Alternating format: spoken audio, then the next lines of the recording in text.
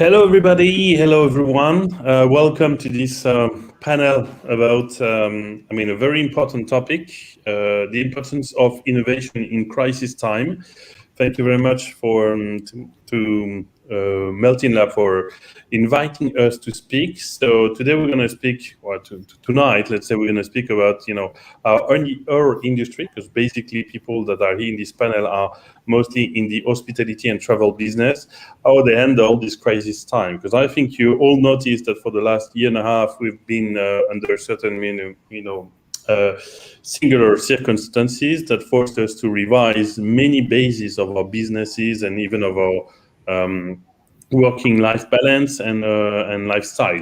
So what we're going to discuss now for the next 45 minutes is how is it important and how do we innovate in crisis time? And I will add, in markets that were absolutely amazingly and truly changed, disrupt, shaped, whatever, any word can count during this pandemic. So today we have Darina. Hello, Darina.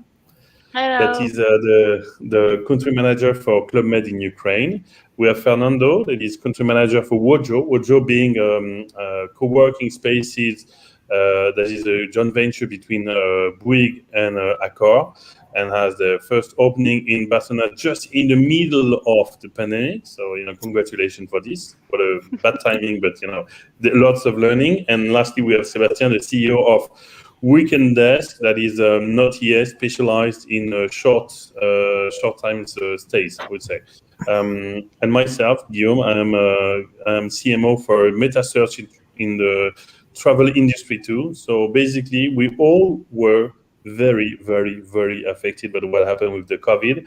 And I think that's what, tend to say, okay, in crisis time, how did we react it? So, besides talking about innovation, my first question would be, and trying to be as short as possible to each of you, how did your company and yourself reacted when this pandemic happened in March 20? Darina, if you want to start. Sure. Thank you, Guillaume. Well, for sure, when it started, it was a surprise for everyone. No one knows how long it will last, what is this, and how to react. Fortunately for us, we come to this crisis strongly because year 19 was very good in terms of performance in Club Med globally and in Ukraine. So of course, the first is to keep safe all the team. So we very fast moved to remote kind of work. And secondly, is to support all the clients and to give them all the consultation that they need. So we transfer all the calls, we're in touch with everyone, and was working hardly on all the rebooking. For this half a year, we have in Ukraine like 4 months strong lockdown. All right, and I was talking about Wojo and the opening of a new co-working space in Barcelona. I think it was in June 20. So Fernando, how did you react overnight to this deep crisis? Well, the truth is, and the numbers are there. I mean, we went from 80% occupancy to zero, but we at minute number one we started to work on that to get from zero to heroes again. Impact was about making everything as variable as possible, reducing impact on fees. On guests having already booked spaces in our sites, and especially making everything variable in order to just stop or lower the impact that was coming, because that was the single present we have at that moment. So. Again, adapting staff, adapting contracts, making contracts variable with vendors and providers, and from not knowing what was going to happen, first reduce the impact and then start preparing for the future situation. All right, and Sebastian, on your side, I think I will say what the people was thinking at this moment when everything was just shut it down. say, what the fucking is just happening at this moment? Because the shock was just like a tsunami. It was coming like this, and we globally in the whole travel industry to react so fast with two main priority. The first one was the employees first, for sure, employee security, and just after, I say after, but it was definitely at the same time, the customers, because the customers were just in such panic because everyone had bookings in a short period of time in the future, and there was just calling so much the call center, the same call center that we decided to send to work in remote. So it was just amazing to live like this situation and react in like 4 hours, because when we know that the government was about to say now everything is going to shut down, we have to react so fast. So 4 hours, the period of time of 4 hours, send everyone at home, everyone prepared, ready to answer the customers because they need help. They need answers. So we have to react fast.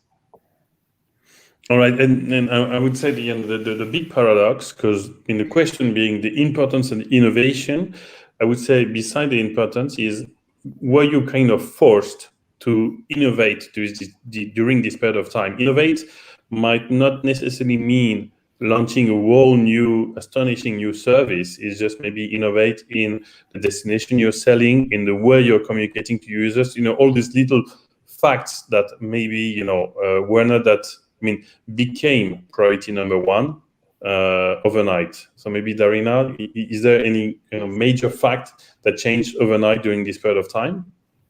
Yeah, sure. It changed a lot.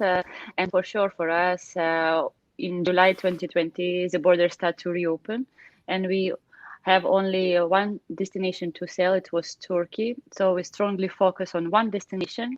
And the same way it was in winter when the all ski resorts was closed in France and in Alps. We focus on the open long-haul destinations and launch. We call it like capsule. It means that we have very strict saving costs, fixed costs, and marketing. But when we have an opportunity, we need to use it for 100%. And we have this opportunity for Ukraine as we have Maldives and Dominican Republic open in winter. So we were working on the marketing plan, on the special promotions, on the packages with the direct flight we have from Kiev. And it helped us to compensate the loss of ski and to promote a new destination, to launch this destination in Ukraine for Club Med. It was never popular before. And what can I say, that for sure in this unstable time, it's very important to focus and to follow the market, and if you see any opportunity, even the little one, or you see how the market reacts on the situation, you need to use it, and to use this opportunity and use the crisis as an opportunity. Concerning the innovation, also in the digital part, this year we finally launched the booking engine on our website, so which also help us to be in line with the digital demand of the market and as e-commerce increase in Ukraine. So we did everything we can in this not easy time to overcome it and to do the best, and we keep pushing and use every opportunity when we have. Okay, so you did both. Focusing on the destination that were open, and I would say we're going to come on the taking advantage of the paradox of this to launch new product like the booking engine on the Ukrainian website that was not live before. Yeah, sure. And Fernando, because people were not able to go at the office, so you were not able, by law, to rent your offices. How did this impact, I would say, even your business model or the way you were distributing your office and office hours? Well, there was certainly a period in which the buildings were closed, for sure. But what we did is we did grab the bull by the horns, and we did send a clear message, not just to our future or already closed deals. We did send a message that we're here to help you as soon as this opens. Ready to help you, to give you service, and that's what happened, because we find. I mean, the situation was chaotic, and we did find people working with big, as an example, with bigger companies that were in the prospect for us. But when everything started to open a little bit, we had them as guests, people from big companies I cannot name, but that hadn't got the places prepared. Short example, Barcelona, for example, being a city with loads of people between the 20s and 25s, staying in shared flats, not prepared for 3-4 people working at the same time there. So we did use that and did send the message, we're here to help you. We did adapt our rates, and we found ourselves trying to help as we could, because we did give a real service to them. And again, redefining. I mean, we were already in Wojo, we were already in the business of redefining business models, because we were trying with Bing for the last 5 years, trying to redefine the business space arena. And yeah, it was just one more opportunity to keep on redefining and thinking out of the box, and trying to again to offer solutions to needs, that because that's at the very end of the day what we all. So that at the very beginning. And Sébastien, like, you know, when we prepared this this panel, you gave us some examples of the thing that you have been forced to do, which kind of an innovation within your business model. So if you can go into, explaining what, Weekendless had to pull out towards his clients during this period. So we had many things to do, and change first the way to communicate with our clients. For example, during the period of lockdown, we have to stay in touch with them without saying, go for a short break and enjoy life, because every business is just designed for this. But at this moment, we have to say to them, stay at home. It's very important, which is just definitely not our job. Our job is to help them our job is to help them to quit their couch and enjoy life. So we have to innovate in a way of communicate with the customers. But after, when the lockdown was not that strict and it was possible to move again, we have to modify our search bar, the search bar directly on the website, in order to modify the algorithm to help the customer to find the things that it's possible to do regard the government restrictions. As an example, in France, it was possible to move at 100 kilometers. In Spain, it was depending on the comarca. And we have many things. So we modifying the search bar in order to say, okay, now you can check, you will find great offer, perfect fit, and so on. But luckily, we didn't have to create different offers, because we are a specialist on the local short break experience. So local, perfect fit, because nothing else was possible. So it helped us a bit, but here we have decided to innovate in terms of experience. As an example, we launched new partnerships with gastronomic chef and create in-room dining experience, because restaurants, spas was closed, activities were closed, but it was possible to move. So people was just thrilled to do something. So on the product side, we did tech improvement, adapting the short break experience. And the last one was more about the type of offer. As an example, we had many other OTA, online travel agencies, that didn't have the local catalog, and that just ask, we want to distribute your offer because we don't have other things to sell. So on the tech side, we have decided to open our catalog to other distributors. But when you ask the tech and said, okay, now we have a new things to do, we want to distribute our offer for other OTAs, the system is not built for that. So we had to innovate in this way and be able to open the gate to satisfy the maximum of customers possible. Right. So what I love about your example is that what it shows is, of course, I'm not neglecting the efforts that is behind, but it looks from the outside as, relatively small things. I mean, in the sense of innovation can be just adaptation. It's not, because the idea we have behind innovation is revolution of everything. But what you state here is that it's actually, small steps, crucial steps, little changes that are really redefining, but not by revolutionizing. And it's very interesting. I mean, we've all been in this situation within, our industry that by far was the one, if not the most impacted one.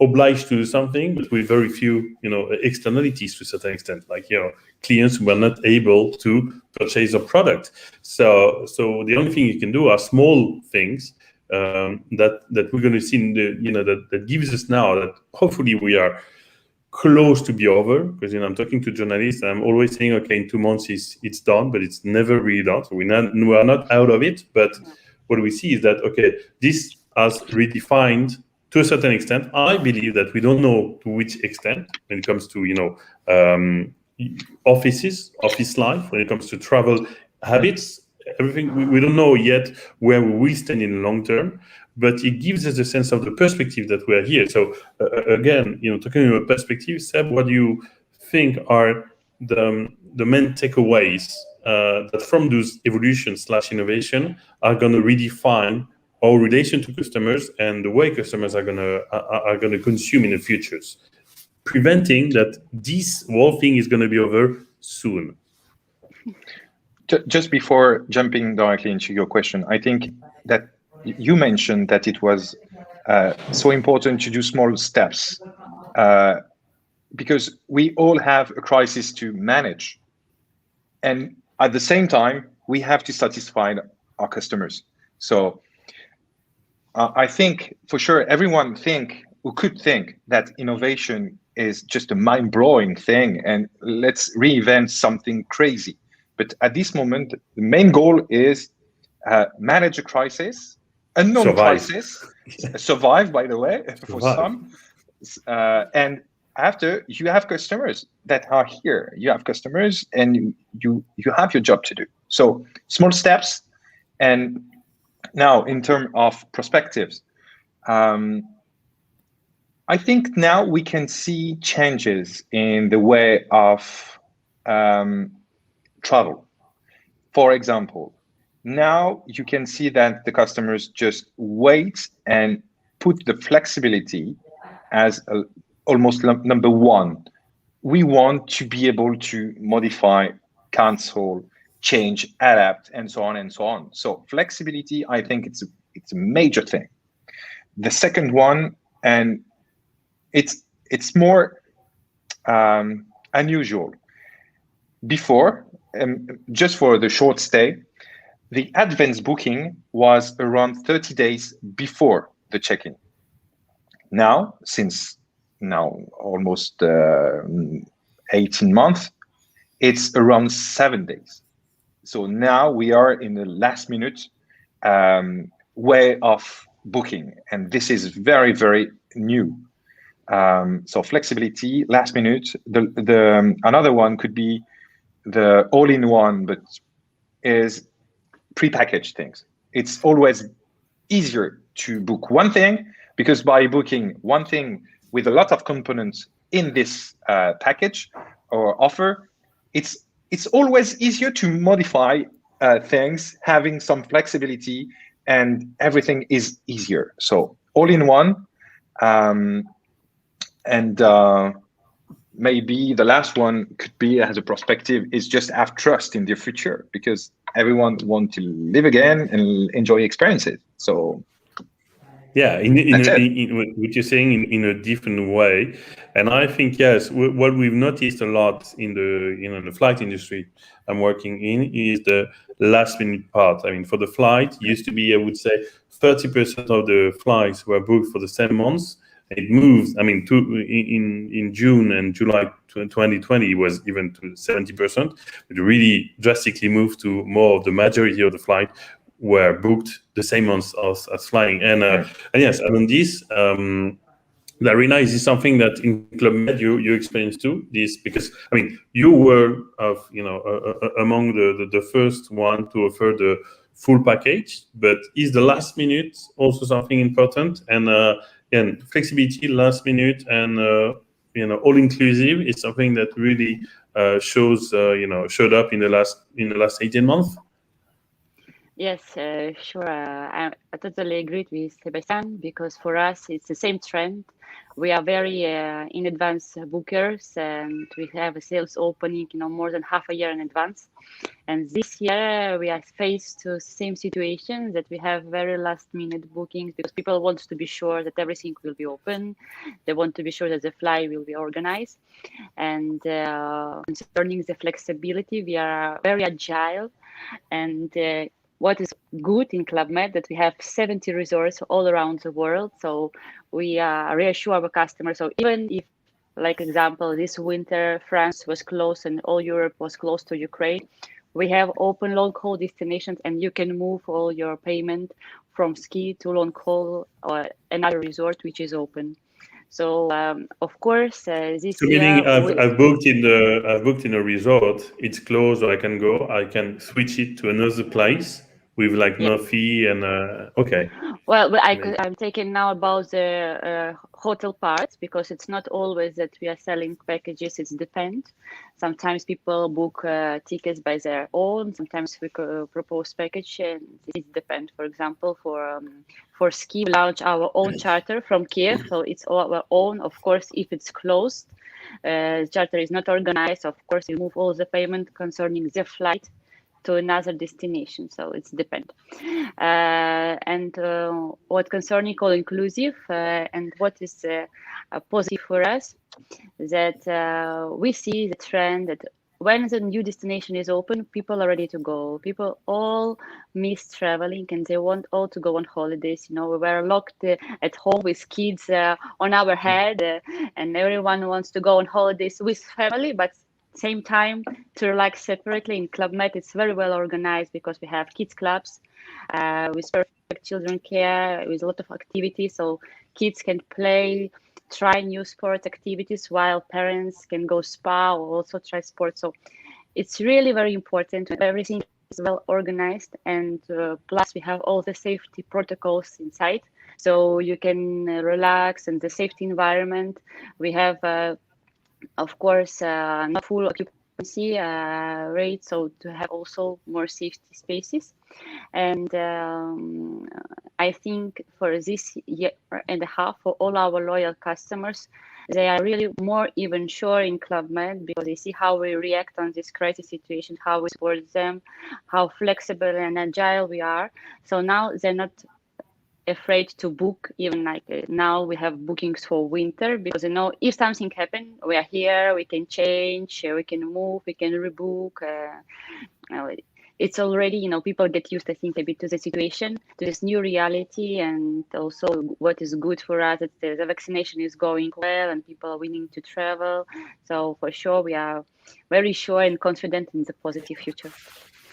Cool. So, I mean, going back to the subject of innovation, what I noticed to a certain extent is that, again, trying to answer to the importance of innovation in crisis time, is that we kind of must innovate within our industry because the customer have changed, deeply, that the perspective would tell.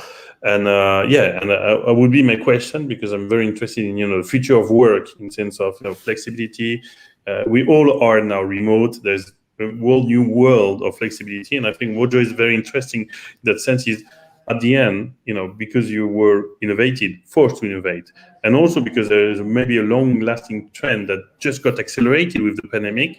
Going to let's talk about opportunity. Let's talk about how this crisis at the end was an opportunity, because you were the answer of the needed innovation towards these very specific types of customers that need an office everywhere, anywhere, and in a very flexible manner. So is it something that you feel now that, again, we may be at the end of the tunnel, hopefully? Yeah, well, it's definitely it's very strange for us to analyze. And when we talk about analyze, and following just a couple of your lines before, what has definitely changed is the mindset of many people in the search, in the meaning that I'm not talking about there's a sense of a carpe diem or urge to that it is, because traditionally, not every single crisis there's been a boom of consuming and traveling or wherever the leisure opportunities are. But yeah, we do find and we do find that same sense of urge and flexibility in the co-working space. We will advocates for this flexibility and new ways of working. I mean, having different or differentiated spaces in order to work. We do firmly support that work is just another time consuming space of your life that not necessarily needs to be just a regular odd space. It's part of your day, and in most of our cases, we spend more time at work than we are with our family, sadly. So that has changed, and the great change has been that many companies and from different industries are now approaching us. They did start before crisis. They did start to approach these flexible models. But even more, again, I'm not the one who's going to say that COVID has brought positive things, but it has opened the minds of many people regarding flexibility, also being able to match or your personal life with your labor time. So yeah, we do find that, and we are surprised every single day, because what we do normally is we just hear to our guests the proposals regarding the needs, and they even surprise us, because the proposals go even further than we had proposed. So we've got people rotating, we've got people, companies with 150 people rotating every single week. We've got people working on remote and sharing. We've even got proposals to send our own furniture to their homes, so they can be an extension of our wardrobe in their spaces. So future is brilliant. I think it's all about being able to manage change, because I think that we haven't even seen the tip of the iceberg regarding change and new trends. This is going to evolve, and success will come from being able to adapt. But it's changing, and in our case, our market is now even bigger. Our potential customers are companies that hadn't even figured. So demand is coming back. Demand is coming back after this drop of 80% potential occupancy to zero. It's coming back. Yes, I noticed, because I'm lucky to have a corner for the French Tech Association in Rojo, which is a great place for anybody that is in Barcelona. And we always, I don't want to have a partial conclusion before we take potential questions. Yes, of course, the kind of paradox to say we took advantage, or the good aspect of the crisis is, because we all, there's positive outcome, because I think it's the human nature that, needs to, prepare the future, anticipate, answer to a critical situation. So I wouldn't say that we took advantage or that there is any benefits, because, if we, without COVID, we would have been even better. That's for absolutely sure. But when I see, coming at the end of this period of time, there's this feeling that it's so unusual that yes, there's some kind of positive outcome. But let's not take it too positive.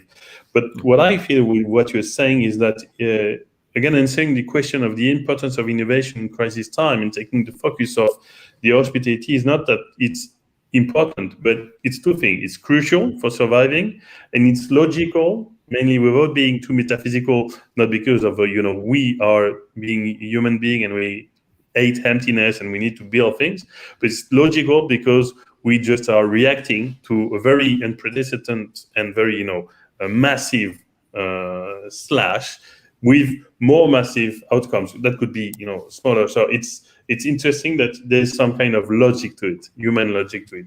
And going forward, like we still have maybe 5 minutes before we take potential questions. It's more of a personal question to you all, starting with Darina, because we try to be gentlemen. Is there anything that you learned within this period of time? Did you learn something related to innovation in the sense of, related to novelty or reaction during this period of time? Not necessarily, something positive, but did it change something to you personally? Well, for us, for sure, in ClubMed, we are here for people and do everything for our customers, but the most important is our teams. And in this crisis time, we support a lot our teams. We don't fire anyone. We keep all the team. And when your coworkers are confident in the brand and in the company where they are working, they make the confident all the customers who are calling, who need this support. And I may say that I'm very proud of my team in Ukraine. They have this fighting spirit and positive attitude, which they share with all our customers. And only with their effort, we succeed to overcome this hard period. And now even do the targets and accelerate the sales. So for sure, I think this human resource is playing an important role in every crisis. Even we've had talking now about new technology and everything. In such time, only with this spirit and positiveness, we can overcome everything. Do you agree, Seb? Is this something that you noticed too? Yeah, for sure. If we want to get some key learnings after this crisis, crisis is always revealing talents, and I think human-wise, I think it's so important. And then you can see that in a time of crisis, you can identify talents or people that usually are very shy, and here in a time of crisis, they are just revealing themselves. So having a great team and do more with less. I think it's a period that allowed this. After, I think, and this is definitely not a positive message, but I think a learning is that almost no company is ready to leave this kind of drop. It's just when you have minus 90+% of your business without any visibility of the when it is going to come back. I think almost no business is ready for that.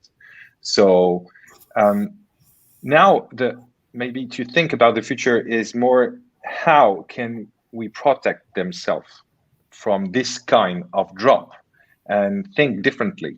So we have to think differently. Then another learning, even when the time are very hard, is when you listen to your customers, you cannot make mistakes. So when you tell them, okay, because for example, customers were calling us and said, I am allowed to do this. We don't know. And we have to tell them, we don't know yet, but we are going to check and tell you what we know. And then when you're just fair and you tell the customers exactly what is happening and you listen to them and you are transparent with them, everything is going well. After, I think this is like open doors, but is adapting fast, so fast. If you are not moving, I think you at least to be dead. So you have to move. It is the only way to survive. And after test, learn, fail, repeat success, because we don't know the truth. We don't know that at 100% that what we are going to do is going to work We don't know that. So But the we're only just way going to do it.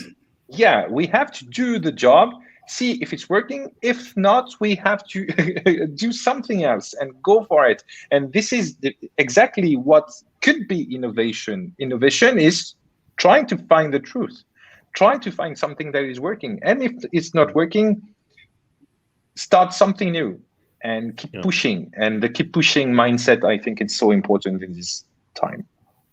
Absolutely. And Fernando, does this echoes? We have a first question, so I'll take just a quick answer because we have 10 more minutes. Yeah, well, as you were just mentioning, that we didn't just learn it, but we definitely saw that we need to go to row in the same direction, and not just internally, because loads of efforts have been made internally in all industries and sectors. I mean, being more having more empathy for your peer or your colleague or the company, just rowing in the same direction with our vendors, with our guests, and being sure that no one's going to take us out of this situation if we don't help one another. And it happened with us, and we work with that on a day-to-day basis with our vendors. They do make efforts. We do make efforts with them internally. Every single person in our company has made an effort to sustain the company through this period. And obviously with our guests, we've managed contracts we wouldn't have managed years ago, understanding their needs and their situation in the intention of looking forward and hopefully talking in other terms for the next years. But again, rowing in the same direction in every sense. All right. We have one question that's very that asks if we believe that all-inclusive hotels that start to open in Europe will impair the well-being of the boutique hotels at some point in the futures. I think that would be a question for Seb. I have some ideas, but I think you're the one in the hotel. I mean, the most close to the hotel industries. Do you think these, all-inclusive hotels will be a threat to boutique hotels? Honestly, I don't think so. For many reasons. The first one is the market size. When you just discover the market size of the travel industry only in Europe, it's like it's 400. If I remember well, in 2019, the global travel industry in Europe is around 428 billion. This is in Europe. So after that, even if you get 1% of the domestic or the outbounds, there is just a huge market. The travel industry is just a huge market. So for the first reason, I don't think so. For the second reason, I think all-inclusive and think as a user experience like hassle-free, it's completely different.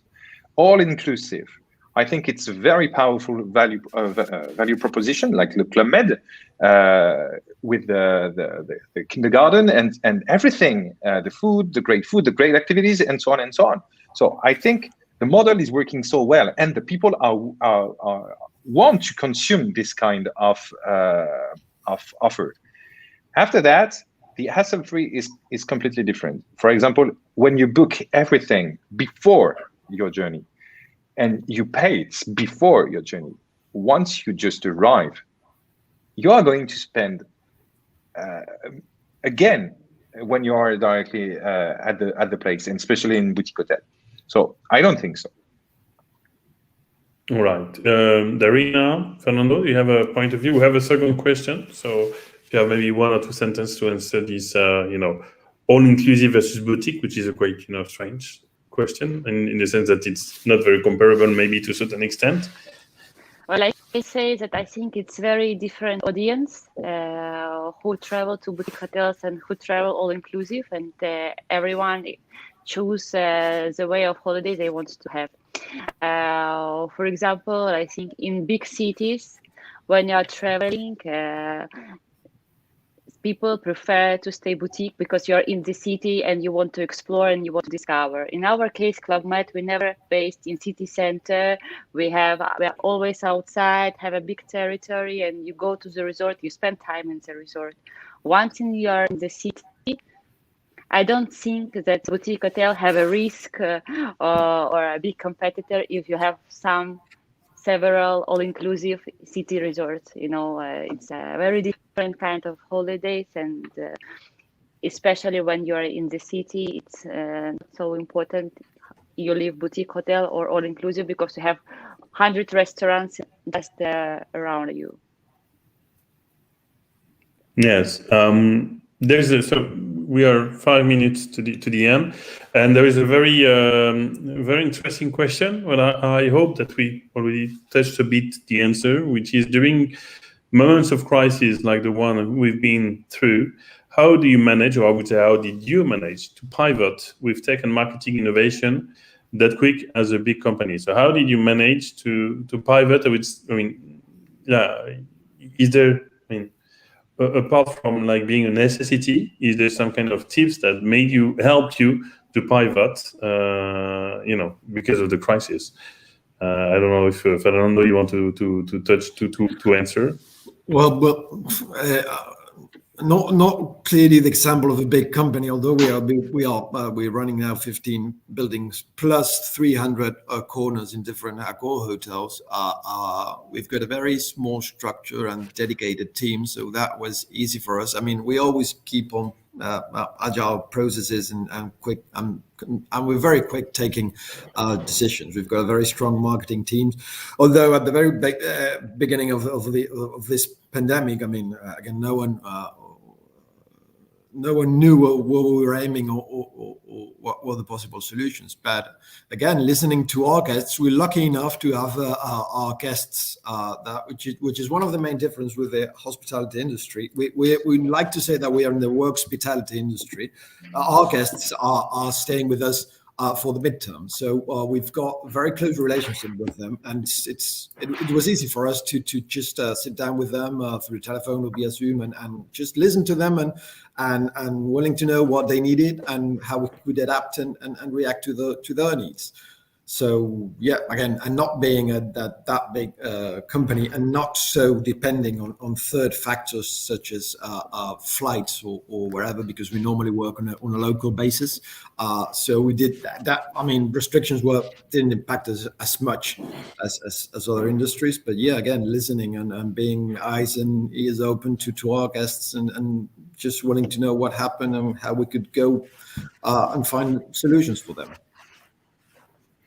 All right. I like to we still have one question about the insights and trends or innovation for the futures. To answer the pivot, the management of pivot from our perspective, it was quite easy. What happened in the next, sorry for taking 1 minute, but what happened in the first months of the crisis is that people left because you're in the travel industry, so it's very bad. The situation is very bad, and on the other hand, there are other SaaS business, other consumer business, e-commerce business that were working way better. So you have people that are leaving, you have people that are quitting, which is kind of different, like staying in a job, just not very hard to reach, kind of taking advantage of the remote to be less visible. And you have the resilient one, like the cucarachas at the end of the nuclear war. And I would say it's not that complicated when you focus on those people, because they are going to pivot. There's kind of a necessity to pivot. I don't know if it resonates with what you lived, Sebastian Darina, but I clearly saw that, okay, you have a world group, you don't count on it. And the other one is actually much more excited because there's a meaning to what needs to be done to react to the situation. And those are the ones you can count on and are going to make the change in the long term. So maybe it resonates with the second thing of any trend of innovation. I think, Seb said flexibility, all in one, last minute. Those are the trends. There is to me, we're slowly going to go back to a certain normality, but the behaviors are going to be, the new behavior are probably going to become trends. We are probably at the moment where we don't actually know if those trends are going to last. But I think what you talk about, for instance, ability to modify, get reimbursed for travel. Those things that were so complicated, the pricing was working a lot on, non-refundable rates and everything. This is absolutely changing. The main question is it a long-lasting trend, or is it going to be over in 2 years? Maybe, we still have a couple of seconds. Do you think, one or two sentences to say things that are going to last and things that are only, conjuncturals? Darina, Seb, and Fernando, in really 30 seconds. Okay, well, for sure, we get used to this new reality, and it will last some time for sure. What we have done, I think that you are right, that we become more flexible, and people are now looking not like maybe not for the best price, but for the best booking conditions or the best cancellation conditions. And we are very flexible, as I said. We adapt, and this is very important. I think this trend will keep. We will keep it because people get used to these flexible conditions, and they will request it in the future for sure. And probably this last minute trend also will keep sometimes, and as when we will recover, it will become again more in advance, but for sure sometime last minute and terms and conditions importance, I think this one will keep. Okay, I think we're over. Luca, just, maybe we have switched off already because it's over 8 p.m. Well, thank you very much, Darina, Fernando, and Sebastian for your time. You. To the audience, I hope that you liked this panel. We are all very much reachable, so if you want to continue private discussions, we are open on LinkedIn. You have our names, contact, address, physical address, whatever. There's a last panel, so all the best, and thank you again to Meltinda for this moment. Thank you. You. Thank you so much. Bye bye.